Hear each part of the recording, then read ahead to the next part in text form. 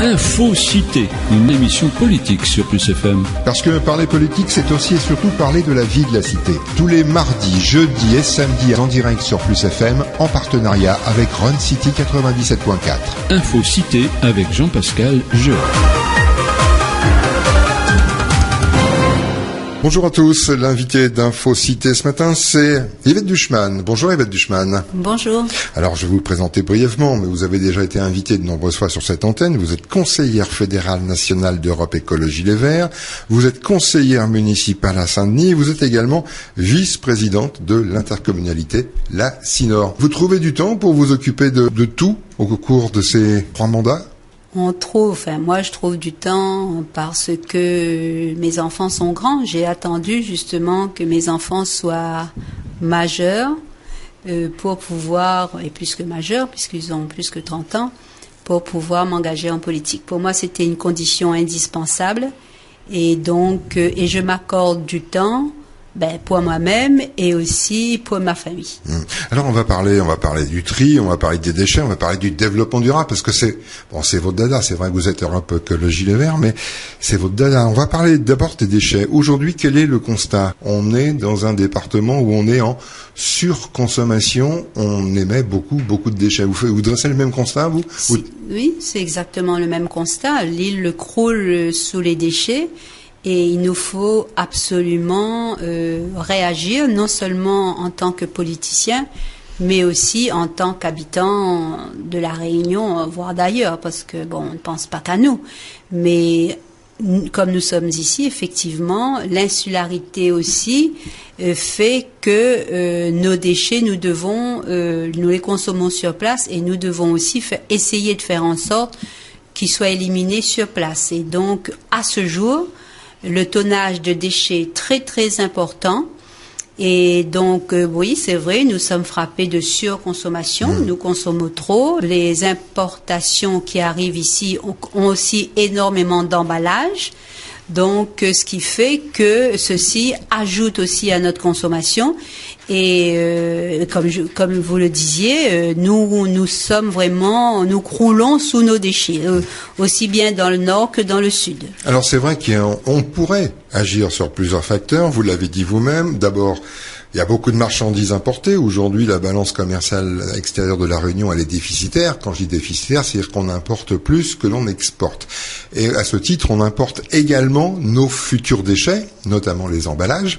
Vous l'avez souligné, on a aussi l'insularité du territoire, c'est-à-dire qu'est-ce qu'on va faire de nos déchets importés, comment on va les traiter. Et là, il y a une politique aussi à mener au sein des municipalités, des intercommunalités sur le tri, le recyclage et le traitement des déchets. Mais on a l'impression, Yvette Duchman, que c'est un problème dont on parle depuis des années, voire des décennies. On commence peut-être aujourd'hui à toucher du doigt la réelle problématique, c'est-à-dire que bientôt, si on continue à ce rythme-là, on va vivre non plus dans un espace verdoyant, accueillant, d'île intense, mais plutôt de déchetterie intense. C'est exactement cela, on peut le constater au quotidien. C'est ce qui risque de nous arriver et effectivement nous avons pris énormément de retard. Il fallait y réfléchir bien en amont. Depuis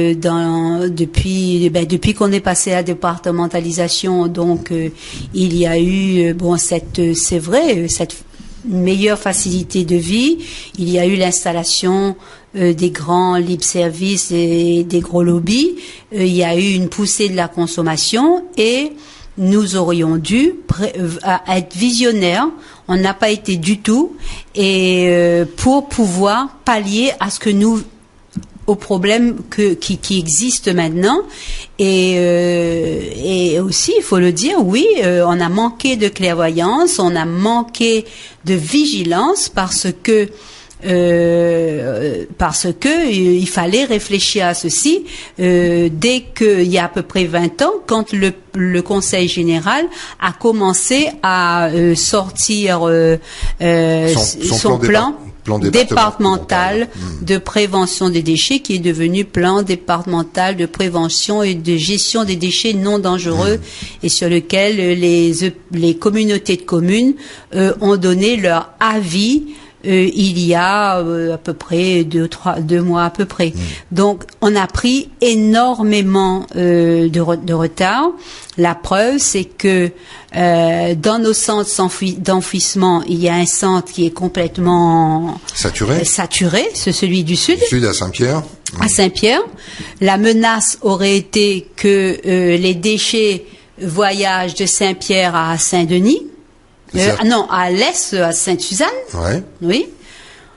Oui, ça veut dire que là, on aurait, en plus des déchets, on aurait créé l'embouteillage et surtout des rejets dans l'atmosphère de gaz carbonique. Voilà. Donc, on aurait créé un autre problème pour essayer de solutionner un problème qu'on arrive. Alors, la réduction des déchets à la source, on en parle depuis des années. On en parle. On dit il y a trop d'emballage. Et vous comme moi, on fait le même constat. Quand on va faire nos courses aujourd'hui dans les supermarchés, on s'aperçoit qu'effectivement, il y a des tonnes d'emballage autour des produits qu'on a envie d'acheter. Comment se fait-il que cette problématique particulière, on n'ait jamais réussi à le solutionner? C'est-à-dire que il n'y a pas eu d'entente entre les collectivités, et là et les industriels. Je vais volontairement illustrer le propos en disant, les industriels paient un octroi de mer pour importer des marchandises qui vont revendre aux consommateurs. Cet octroi de mer, il est défini par la région. La région, politiquement, aurait très bien pu dire, et de manière économique et de manière très pragmatique, dire, messieurs les importateurs, distributeurs, soit vous arrêtez effectivement le suremballage, soit on vous facture. Pourquoi aujourd'hui on n'a jamais eu cette solution-là? Je crois que vous avez touché le problème du doigt. On n'a pas cette solution parce qu'on n'a pas la volonté de le faire ni le courage de le faire, parce que on veut continuer aussi probablement à faire en sorte que les Réunionnais continuent à consommer sans réfléchir et sans entendement. Moi, je pense que effectivement la région peut avoir carte blanche pour demander faire donc ce deal. Oui, parce que c'est la région qui détermine les taux, qui détermine l'origine des produits, la nature des produits. Elle a plus que carte blanche. Elle décide. Elle impose. Et comment se fait-il qu'on ne soit jamais arrivé à rien? Comme je vous le disais, on n'est jamais arrivé à rien parce que on a manqué de vigilance. Là-dessus, cette collectivité n'a pas fait ce qu'elle devait faire et ne se propose pas non plus de le faire, puisque vous voyez qu'aujourd'hui, il n'y a rien qui est dit dans ce sens. Nous, ce qu'on a fait, on a interpellé les députés réunionnais, notamment ceux qui siègent à la CINOR. Nous avons 2 députés à la CINOR, Madame Barège et Madame Orphée. Nous les avons sollicités dans l'avis qu'on a donné sur le plan. On les a interpellés pour qu'elles s'attachent à faire en sorte que ce paradigme n'existe plus chez nous. Et je pense que ça va être, c'est compris déjà, et je pense que cela va être plus profondément étudié. En tout cas, j'en ai bon espoir. C'est-à-dire que ces députés vont mettre en avant les spécificités locales auprès de l'Assemblée nationale ou du gouvernement sur effectivement une situation réunionnaise paradoxale, c'est-à-dire qu'on importe beaucoup, qu'aujourd'hui nous sommes dans une phase industrielle où on pourrait même être tenté de traiter les déchets des autres pays de la zone océan Indien. C'est ce qu'il faut absolument éviter. Et là, il faudrait qu'il y en ait plus. Des citoyens sont vigilants parce que qu'est-ce qui se passe dans certains pays, effectivement. Je suis allée avec d'autres élus politiques visiter toutes les unités de traitement qu'il existe, enfin les principales qui existent en France. Et qu'est-ce qui se passe? On se rend compte que dans une unité de traitement, ils sont obligés de faire venir les déchets des autres agglomérations. Et ils mutualisent en quelque sorte. Voilà. Or, pour alimenter une unité de production. Voilà. Et vous imaginez ce que ce serait vraiment, mais je dirais ce serait presque de l'ordre du diabolique sur une île où on est ennuyé avec des déchets, refaire rentrer des déchets pour les traiter. Et c'est pour cela que nous sommes très vigilants pour que l'unité de traitement de valorisation que nous allons choisir ne nous demande vraiment avec toutes les aptitudes pour pouvoir choisir maintenant, puisqu'on a toutes les données pour, on fait en sorte que jamais cette alternative puisse être utilisée ici à La Réunion. Yvette Duchemin, ça veut dire qu'il va falloir jouer sur plusieurs facteurs, en plus de la réduction des déchets à la source, le tri, la qualité du tri, le recyclage. Qu'est-ce qu'on peut recycler? Est-ce qu'il y a des choses qu'on ne pourra jamais recycler? Et puis le traitement de ces déchets. Qu'est-ce qu'on va en faire? Pour faire quoi? C'est-à-dire que on va être aussi dans un système où on va dire il est temps d'aborder quelque part une nouvelle forme économique, c'est ce qu'on appelle familièrement, et que les gens devraient maintenant commencer à se mettre un peu dans la tête, c'est ce qu'on appelle l'économie circulaire. Exactement. On achète, on trie, on traite pour refabriquer, retraiter, voilà. faire. Il n'y a rien qui se perd. Il n'y a rien qui se perd. Mais on en est encore loin. On en est loin, mais enfin, on s'est saisi du concept. Et à la CINOR, vous remarquerez que les ressourceries, on va en construire, les déchetteries aussi. Ce qui veut dire ressourcerie, c'est ressourcer. Par exemple, déjà, il y a dans une ressourcerie à Saint-Denis, on récupère les électroménagers, les ordinateurs et on les remet en forme. Ensuite, on récupère aussi maintenant les palettes. Ouais. Et puis, il y a des gens qui viennent déposer des meubles qu'on retape. Ben, on tend vers ça. C'est vrai, ça a été, et il n'y a rien qui se perd. Pareil, vous avez des associations qui récupèrent aujourd'hui du textile. Soit ils en font une économie circulaire, ils revendent, ils créent des emplois ou ils donnent. Ou soit ils en font une ACI, un atelier de chantier d'insertion, et là il y a rien qui est jeté aussi parce que les moindres morceaux servent à confectionner, et notamment il y a des jeunes femmes qui sont en chantier d'insertion et qui produisent voilà des robes, des vêtements, des sacs, et donc il y a économie circulaire, c'est facile à comprendre, c'est-à-dire que si on a, je donne l'exemple d'un bout de tissu, mais ça peut être autre chose. Si on a un meuble, eh ben, quand il est fatigué et qu'on n'en veut plus, on va le reprendre. Il y a une ressourcerie qui va reprendre, qui va reconstruire, ou pour soit le garder dans sa forme et le consolider, ou soit le retaper. Et en faire autre chose. Voilà. Alors, pour qu'il reparte à la vente, mais beaucoup moins cher, bien entendu. Alors, ce qui est intéressant, c'est que c'est aussi dans un département où le chômage quand même est crucial, très important, c'est aussi une forme de responsabilisation à ce que les uns et les autres, bon, on va le dire familièrement, on se remette à bosser, quoi. Ben oui, et parce que cette économie, vous savez que nous, il faut le dire, il faut qu'on trouve des solutions contre le chômage. Bon, le commerce, tout ce qui est entreprise et tout, on sait, c'est un peu saturé. Les grands patrons se font désirer. Le monde agricole, c'est difficile. Il faut aussi avoir une formation. Il faut aimer le monde agricole. Et il nous reste ce pendant qui nous reste, c'est l'économie sociale et solidaire dont on a longtemps parlé, et cette croissance verte, je dirais, parce que l'économie sociale et solidaire, c'est de la croissance verte. C'est-à-dire, il n'y a rien qui est vert dedans, mais c'est la démarche et la logique. Voilà. Qui veut qu'on soit responsable, qu'on participe à l'effort commun, et surtout qu'on essaye tant soit peu de partager ses richesses. C'est vraiment une forme de développement. Alors, est-ce que c'est spécifique à un territoire insulaire comme le nôtre, ou est-ce qu'effectivement c'est aussi quelque chose qui peut être développé sur un autre territoire, à l'image de département ou de région en métropole, ou alors justement c'est plus facile ou plus compliqué de l'intégrer et de le faire fonctionner chez nous? Je dirais, vu l'exiguïté de notre territoire, ça pourrait être plus facile. Cependant, en plus, bon, il faut de la matière première. Il faut de la matière première. Ben, écoute, rien qu'à voir les dépôts d'encombrants qu'on a à récupérer, il y a assez pour remplir un magasin à nouveau. Hein. Les menuiseries, on en a plein.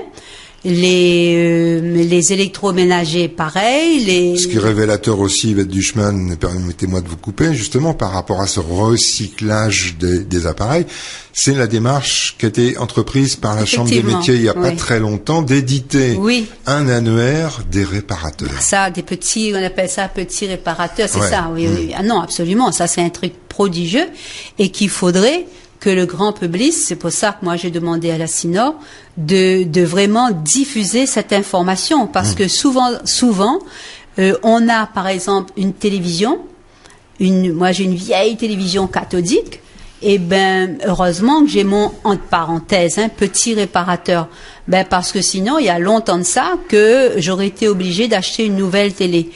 Pareil, j'ai ma machine à laver. On dit qu'une machine à laver, ça devient obsolète au bout de 5 ans. La mienne, elle a 20 ans.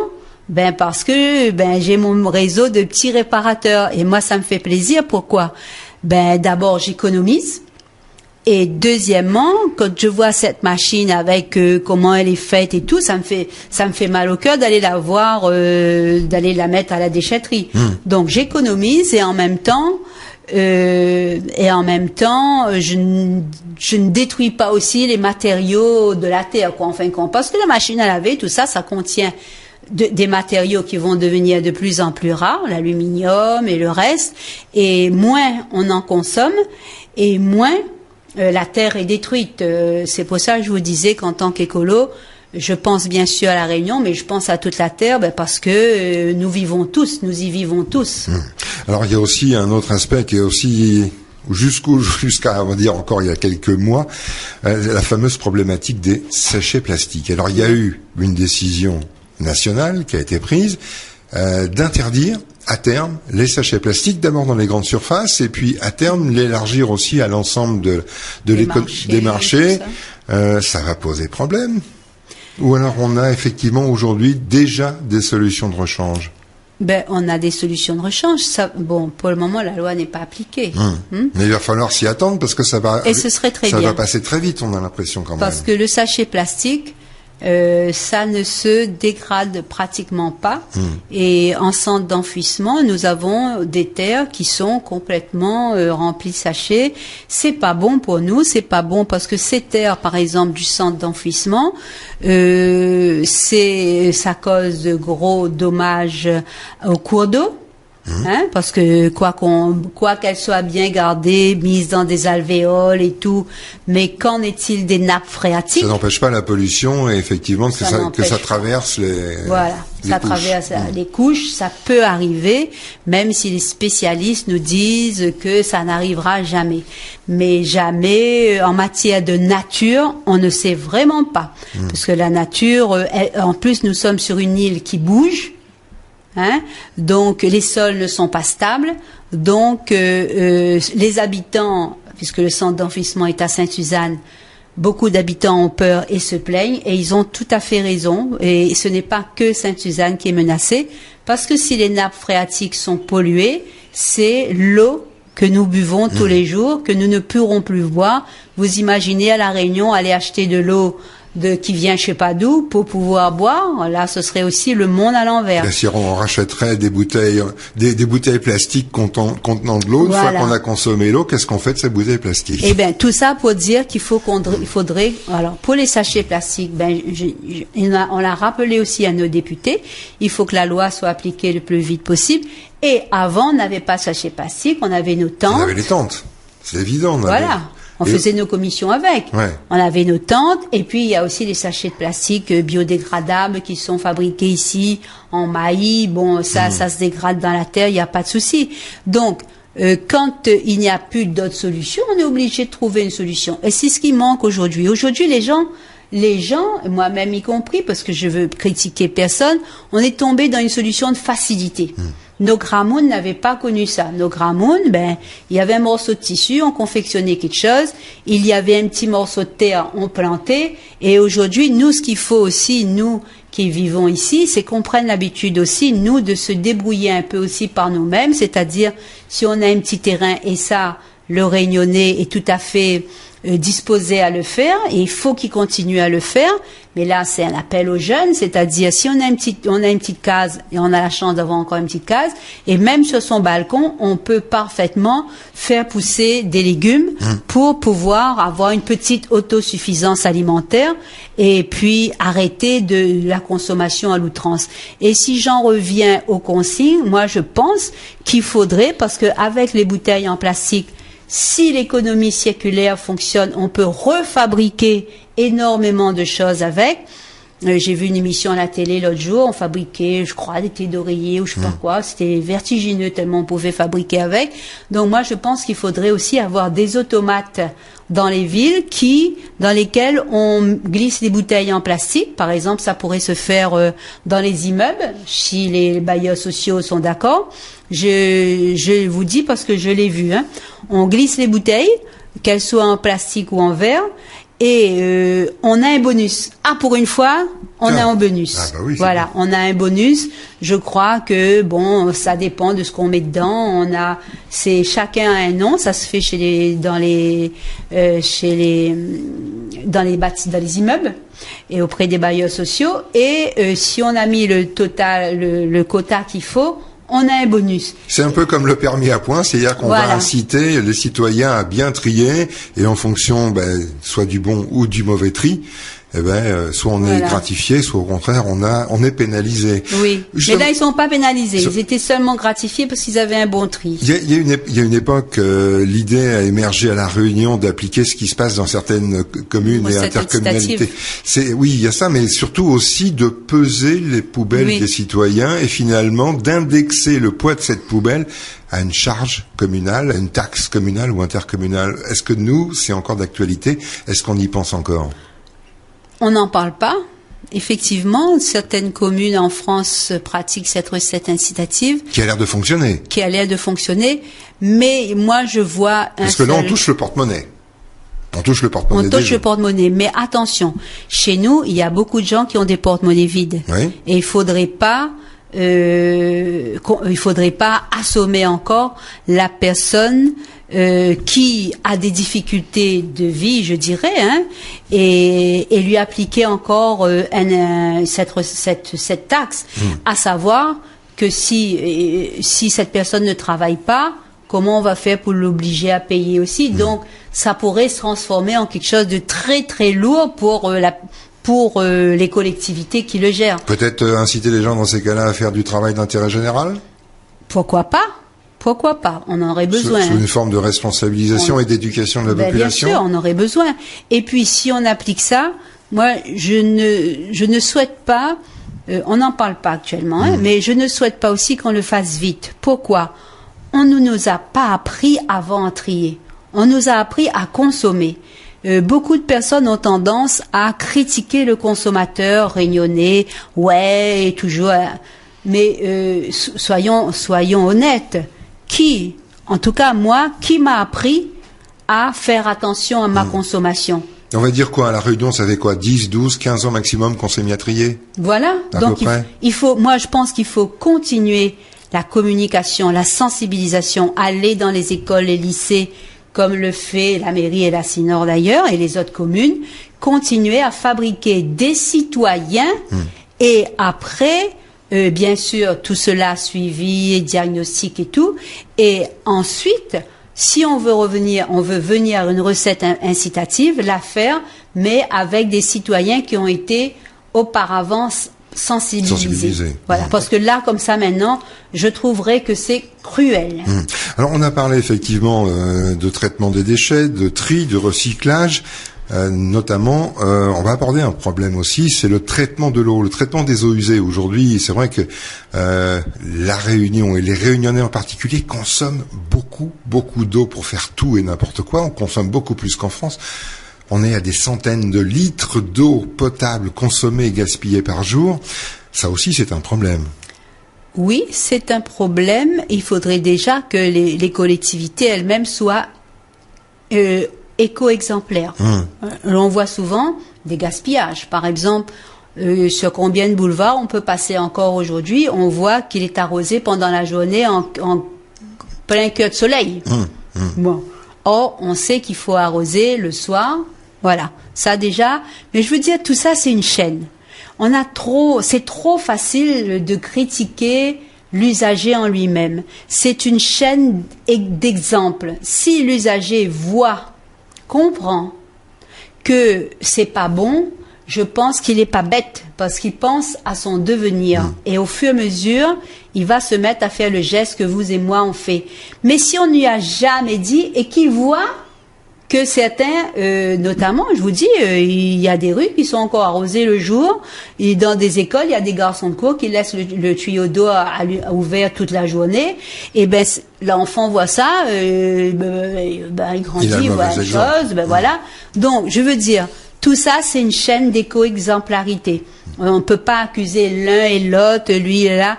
Mais maintenant, j'ai plus d'espoir parce que on voit quand même moins de gens qui nettoient leur voiture tout le temps, voilà, on voit moins quand même, hein, et ils vont plus vers la station, qui utilisent moins d'eau.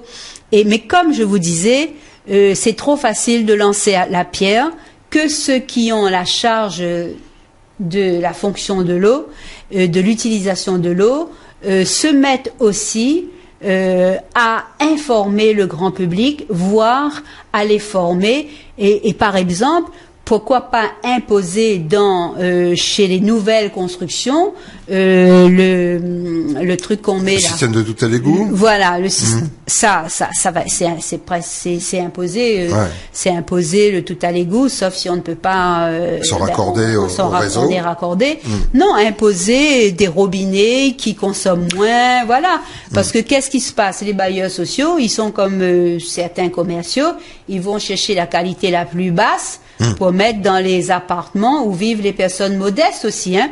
Donc il faut imposer et et là aussi il faut pas faire de cadeaux, hein. C'est à nous élus de ne pas faire de cadeaux à ceux qui construisent, à ceux qui participent à l'habitat, Justement, toutes ces formes d'habitat, de construction, de réhabilitation, c'est aussi une politique, c'est les politiques municipales. C'est finalement des choses qui doivent être négociées entre les bailleurs sociaux, les communes, le conseil général, parce que le conseil général a aussi la responsabilité effectivement du logement.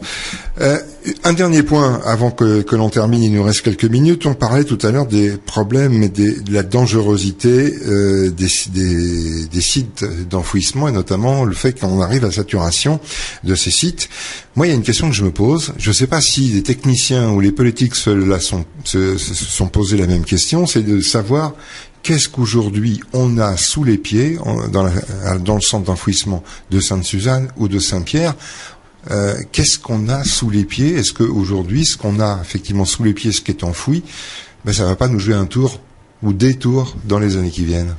Parce qu'on ne sait pas ce qu'on a. On enfouit tout et n'importe quoi. On enfouit tout. Moi, je suis allée visiter le centre de transit. On en tremble encore, hein, parce que on a toutes sortes de choses, des vieux morceaux, des sachets en pagaille, mais des sachets pas biodégradables. Hein. Heureusement qu'on fait maintenant la collecte des piles, dont on en a moins. Mais oui, comme vous, on a des métaux. On a des métaux, bon, mais à savoir que ces sites sont super protégés après. Si après l'enfouissement, je pense qu'il y a une période de 30 ans où on ne peut pas du tout toucher à ces sites. Le propriétaire, si on quitte ces sites, le propriétaire n'a pas le droit il y a une période de couverture, je dirais. Donc heureusement, et pendant cette période, il serait possible aussi d'analyser les sols et voir.